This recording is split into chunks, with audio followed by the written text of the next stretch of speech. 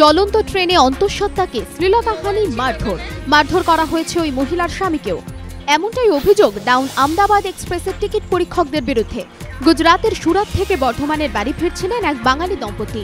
তারা জানিয়েছেন, বৈধ টিকিট থাকলেও দুজনের পরিচয়পত্র ছিল না। পরিচয়পত্র ছিল শুধু স্বামী। রেল সূত্রে খবর, আইন অনুযায়ী টিকিটে একাধিক ব্যক্তির নাম থাকলে তাদের মধ্যে একজনের পরিচয়পত্র থাকলেই হয়। কিন্তু অভিযোগ, দুজনেরই পরিচয়পত্র না থাকার জন্য মহারাষ্ট্রের ভুসওয়ালের কাছে এক টিকিট পরীক্ষক তাদের থেকে 900 টাকা নেন। এরপর মেচেদা স্টেশনের কাছেও ওই একই যুক্তিতে ফের এক টিকিট পরীক্ষক 1200 টাকা দাবি করেন। টাকা দিতে অস্বীকার করায় দুপক্ষের মধ্যে কথা কাটাকাটি হয়। জড়ো হয়ে যান আরও 4-5 জন টিকিট পরীক্ষক। ঘটনাটি মোবাইলে রেকর্ড করে রাখছিলেন মহিলার স্বামী। অভিযোগ, সেটা দেখে স্বামী স্ত্রী দুজনের উপরই চড়াও হন টিকিট পরীক্ষকরা। অন্তঃসত্ত্বা মহিলার শ্লীলতাহানি করা হয় বলে অভিযোগ। ট্রেনটি হাওড়ায় পৌঁছলে ওই দম্পতিকে হাওড়া জেলা হাসপাতালে ভর্তি করা হয়। পরে হাসপাতাল থেকে ছাড়া পেয়ে রেল পুলিশের কাছে অভিযোগ দায়ের করেন তার স্বামী। গত কয়েক মাসে রাজ্য জুড়ে কংগ্রেসে ভাঙন।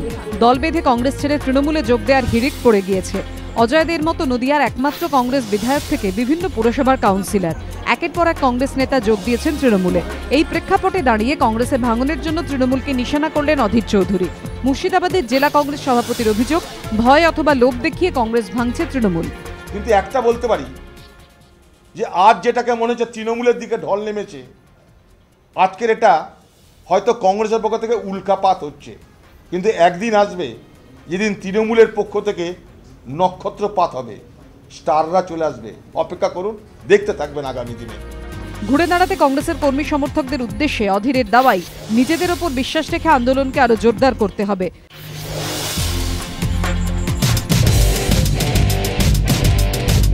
গুজরাতে একটি হিরে বেচাকেনার সংস্থার কো ডিরেক্টর বিরাল ভাই।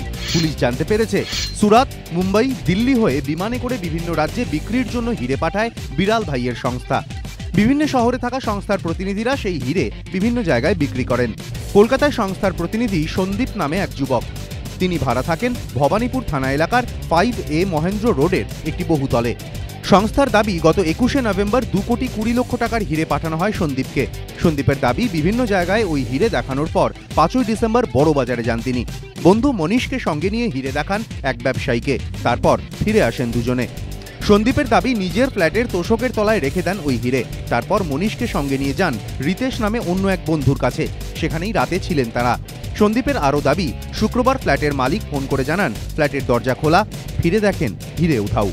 খবর পেয়ে গুজরাট থেকে কলকাতা উড়ে আসেন বিরাল ভাই, ভবানীপুর থানায় অভিযোগ জানান। কিন্তু তদন্তে নেমে ধন্দে পুলিশ। কোথায় গেল 2.5 কোটির হিরে? সন্দীপ, মনীষ ও রিতেশকে জিজ্ঞাসাবাদ করা হচ্ছে। পুলিশের দাবি, তাদের বক্তব্যে বেশ কিছু অসঙ্গতি রয়েছে। সন্দীপের দাবি, ফ্ল্যাটের দরজা ভাঙা ছিল, যদিও পুলিশ দেখে ভাঙা হয়নি দরজা। তাহলে কি চাবি খুলেই গায়েব করা হয়েছে হিরে? কে করলো? উত্তর খুঁজছে পুলিশ।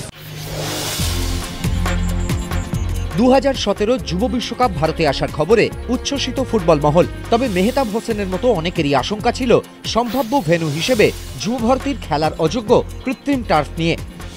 ফিফার ঘোষণার 48 ঘন্টার মধ্যেই শনিবার ক্রীড়ামন্ত্রীর প্রতিশ্রুতি, যুব বিশ্বকাপের জন্য পাল্টে ফেলা হবে যুব ভারতীর টার্ফ। এমনকি ফিফার সুপারিশে স্টেডিয়াম ঢেলে সাজাতে থাকছে বাকেট সিটের পরিকল্পনাও। সোমবার ভারতের যুব বিশ্বকাপ রূপরেখা ঘোষণা করবেন ফেডারেশন সভাপতি প্রফুল্ল পটেল। 20শে ডিসেম্বর এআইএফএফ এর বার্ষিক সভায় হবে বিস্তারিত আলোচনা। পরিকাঠামো দেখতে আসবে ফিফার পরিদর্শক দল। লড়াইয়ে 8 শহর।